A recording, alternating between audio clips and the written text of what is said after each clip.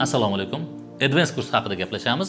Utax Akademiyani Advanced kursida buxgalterlarimizga buxgalteriya bo'yicha dars o'tilmaydi. Bu yerda buxgalterlarimizga soliq qonunchiligidan mohirona foydalanish sirlari o'rgatiladi. E'tibor beringlar. Bu narsa uchun albatta sizlarga soliq yo'nalishida ko'p yillar faoliyat yuritib kelgan ekspertlar o'rgatadi va bular faqat murod emas. Bu yerda 7-8 ta kuchli mutaxassislar o'zini yo'nalishida bo'yicha professional mutaxassislar sizlarga dars o'tadi. Masalan, Nodirbek Hojibekov degan bir mutaxassisimiz borlar. Bu juda kuchli kadrimiz hisoblanadi. O'zimiz uchun eng kuchli partnyorlarimizdan biri.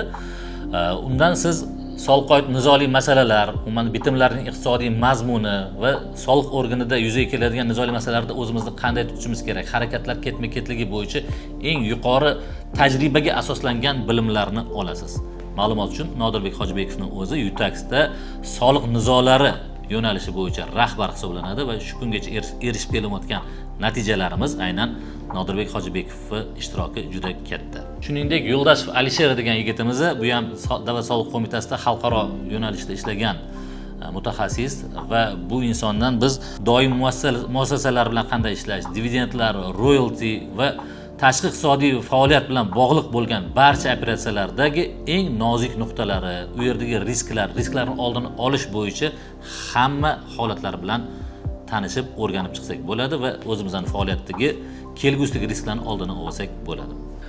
Ko'pchilik qo'shilgan qiymat solig'i masalasida aynan shu fakturalari bilan shakllanib kelgan qo'shilgan qiymat solig'i hisobotlarini ko'radigan bo'lsa, Farruh darslarida nimani o'rganamiz? Aynan qo'shilgan qiymat solig'i bazasiga nima kiradi, nima kirmaydi, qaysi holatda qanday ish yo'l tutadigan bo'lsak, qo'shilgan qiymat solig'imizni hisobot shakllanishida oqibat bizani foydamizga, biz xohlaganimizdek bo'ladi degan eng nozik nuqtalarni o'rganamiz. Bundan tashqari, xizmatlar import qilishda yuzaga keladigan qo'shilgan qiymat solig'i masalalarida ham va qo'shilgan qiymat solig'i bazasiga tuzatish kiritishdagi eng nozik nuqtalarni Farruhdan o'rgansak bo'ladi. Alohida ta'kidlab o'tadigan mutaxassisimiz bu Davron aka Bobojonov hisoblanadilar. Bu inson ko'pchiligimiz uchun ustoz kadr hisoblanadilar. Hozirgi aytgan kadrlarning orasida hammadan ham ko'p soliq organida faoliyat yuritgan va hammamizga ustoz darajasidagi bo'lgan inson. Bu insondan biz o'sha foyda solig'i, aksiya solig'i bazalarini aniqlash, tuzatish, kiritish masalalari, shuningdek, hozirgi kundagi eng aktual masala bozor narxidan kelib chiqib soliq hisoblash mexanizmlari va uni eng nozik nuqtalarini o'rgansak bo'ladi. Oybek degan yigitimiz esa bu o'zimizning ham shogirdimiz. Bu Utax 2012-yil boshlanganda student bo'lgan paytidan boshlab Utaxda jon jahdi bilan har bir qalamdagi tochka virgulgacha o'rganib o'zimiz ichimizdan chiqqan kadr va u davlat soliq organlarida ham hozirgi kunga qadar bir necha yil faoliyat yuritib kelgan va hozirgi kunda aynan onlayn nazorat kassa mashinasi bilan bog'liq bo'lgan har bir nozik nuqtalarni Oybekdan o'rganib olsak bo'ladi. Yaxshi ko'raman, zo'r bola bu. Endi kursimizda dasturi haqida to'xtaladigan bo'lsak, kursimizda 64 soatga bo'lingan 5 ta asosiy yo'nalishdagi 26 ta mavzudan iborat. Bundagi asosiy 5 ta yo'nalishi nimalardan iborat deydigan bo'lsak, birinchi yo'nalishimiz maxsus soliq normalari. Keyingi yo'nalishimiz xalqaro soliq huquqi va tashqi iqtisodiy faoliyat. Va bu yo'nalish bo'yicha ham yuqorida aytib o'tgan mutaxassislarimiz sizlar uchun o'zlarini tajribalaridan kelib chiqib, real keyslarga asoslangan bilimlarini sizlarga taqdim etishadi. Keyingi yo'nalishimiz bu chuqurlashtirilgan soliqqa tortish masalalari, maxsus soliqlarga qaysi soliqlar kiradi, u soliqlardan qanday foydalanish mumkin, hisob-kitob mexanizmlari, e'tibor berish kerak bo'lgan jihatlarini o'rganib olamiz.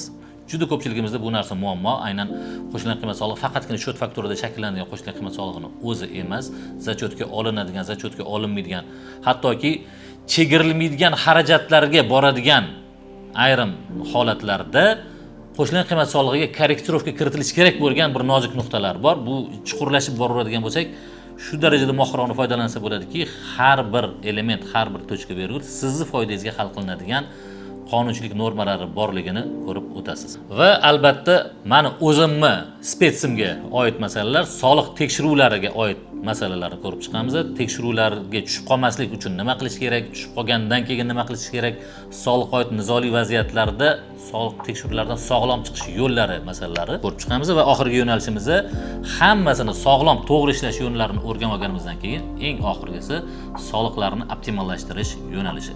Soliqlarni optimallashtirish tabiiyki ko'pchilikda fikr uyg'onishi mumkin. Soliqlarni bekitishmi yoki kam to'lash yo'llarini o'rgatadimi deydigan bo'lsak, ha, bekitish emas, yashirish emas. Qonuniy eng kam to'lash yo'llari o'rgatiladi. Oddiygina misol bilan tushuntirib ketaman, negativ uyg'onib qolmasligi uchun. Har qanday bir tadbirkorlik faoliyatida qulog'imizga chalinishi, aylamadan olinadigan soliqda 4% deb o'tirsak, bizada 4% gina ekan deb tushunishimiz mumkin. Aslida uni optimallashtiramiz deydigan bo'lsak, balki 12% qo'shilgan qiymat solig'iga o'tadigan bo'lsak, biz uchun bu soliqlarni eng kam to'lash yo'nalishi bo'lishi mumkin. Masalan, 95 so'mga sotib olib 100 so'mga sotadigan bo'lsak, 4% soliqda o'tirishimiz bu bizga zararga xizmat qiladi. Chunki o'zi 5 so'm foyda qiladigan bo'lsak, undan 4 so'mini soliqqa to'laveradigan bo'lsak, bu biz uchun zarar. Optimallashtiramiz deydigan bo'lsak, 12% soliq stavkasi bu qulog'imizga juda ham bir xavfli eshitilishi mumkin, lekin aslida bizda qo'shilgan qiymat solig'i bilan sotib olib, qo'shilgan qiymat solig'i bilan sotamiz deganda, o'zimizga qoladigan 5 so'm, 95 so'mga olib 100 so'mga sotadigandagi qoladigan 5 so'm ichidan 12% to'lanishi, o'sha qoladigan 5 so'm ichidan 15% foyda solig'i to'lanishi, eshitilishining o'zida 12%, 15% deyilishi mumkin, lekin aslida buni hammasini ko'tarib qaraydigan bo'lsak, 5 so'mdan 1 so'mi yoki 1,5 so'migina soliqqa ketadi. Eshitilishi qimmatroq, stavkasi yuqoriroq, lekin soliqlarni qonuniy optimallashtirib, u yoki bu tizimni tanlashimizda biz uchun eng optimal nuqtalar bor. Bu faqatgina soliq stavkalari bilan sizlarga misol tariqasida ko'rsatib o'tdim. Aslida soliqlarni ichiga kiradigan bo'lsak, bunday qonuniy optimallashtirish mexanizmlari juda ko'p va bu meni o'zimni mutaxassim, o'zimni spetsim hisoblanadi. Albatta, bu kursning yakunida soliqlarni optimallashtirish dasturini ham, yo'nalishini ham batafsil har bir yo'l yo'riq sirlarigacha taqdim etamiz. Men shu bilimlarga ega bo'lishni xohlayman deydigan odamlar uchun shunaqa qulay sharoitlar yaratib qo'yganmiz. Kimga shu narsalar o'zi uchun kerak, men shu sohani ustasi bo'lganman ham kelyapti. Faqat buxgalteriya emas, soliqlar bilan ham mohirona ishlagim kelyapti deydigan odamlar uchun sizlarga sharoit bor. Yo'q, o'zingizga havola, aloqaga chiqaverasizlar. Salomat bo'linglar.